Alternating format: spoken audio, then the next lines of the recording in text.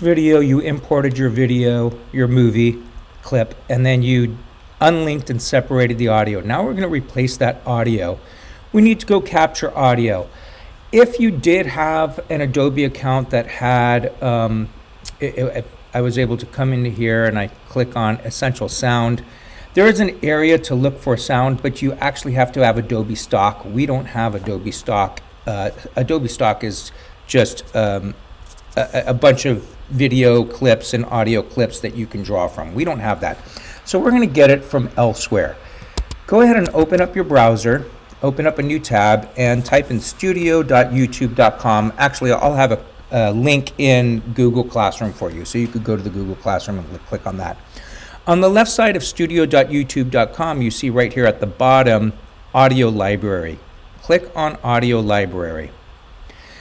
You'll see that there we have music, which is all this. There are sound effects. We will be using that later in the this year. And then there's starred, which if you want to save anything. But stay on music, and you'll notice here that you could search for something specific right here, right below where it says music. But if you click on this, we have track title, genre, mood. I suggest clicking on mood. That's a really good one. And then find something. You just search through this. So I'm going to click on funky for this particular one.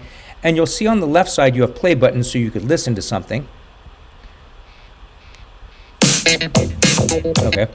Over here we have duration. Now duration is going to be important for this particular assignment because the clips are at different lengths. You'll notice here that my Guardians of the Galaxy is at about 2 minutes. So make sure you have at least 2 minutes of music. If I was going to choose, well, that's pretty close, but let's say this one right here where it says 1:42, that's going to be too short. So I'll look for something that's at least 2 minutes. I'll listen through several till I find something that I like. Okay, now since I'm just creating a video here, I'm going to choose the first one that I find. And over on the right side, you'll see if you hover over the date that's added, you have the word download. Click on download and download that to your desktop or download somewhere. Then we need to come back into Premiere Pro and find that music.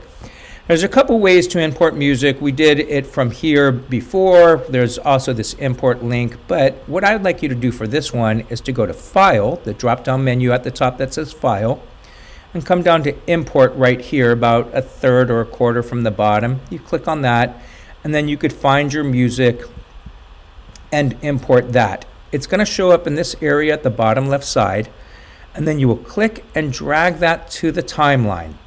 Now, I'm going to just zoom in on the timeline. You don't have to do this yourself. You could actually just do it down here, but so you could see better. What I'm going to do is you see that here's the music at the bottom in green, and here's the video. You're going to come to the right side of the music and notice that my cursor, which is an arrow, turns into this red bracket / arrow. Click and drag that so that it matches the end of the video. Then what we wanted to do is we're going to make the music fade. We also have to make the video fade, but let's just focus on the music right now.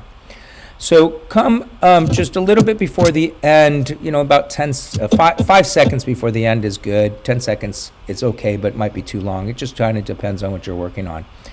And you place that there so there's a line. Now, this is really important.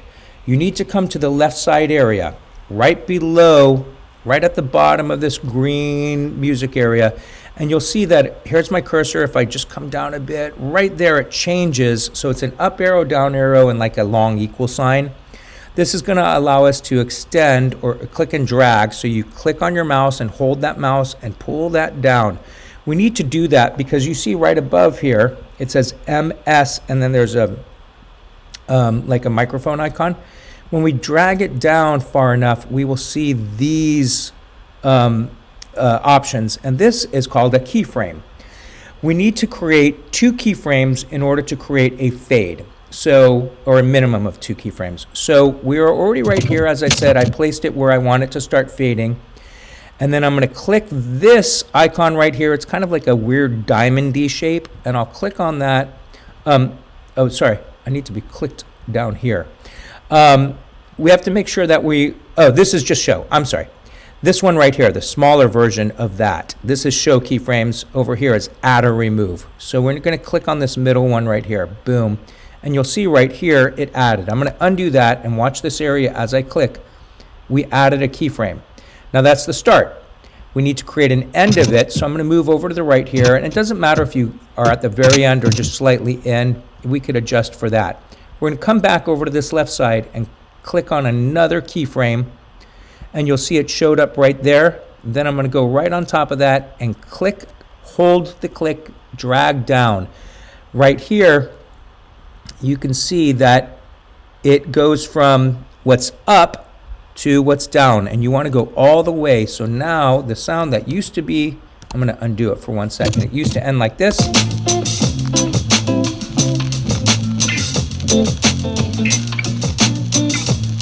And it will suddenly stop when it gets to the end. Okay, now I'm going to lower that down, and you'll hear how it fades.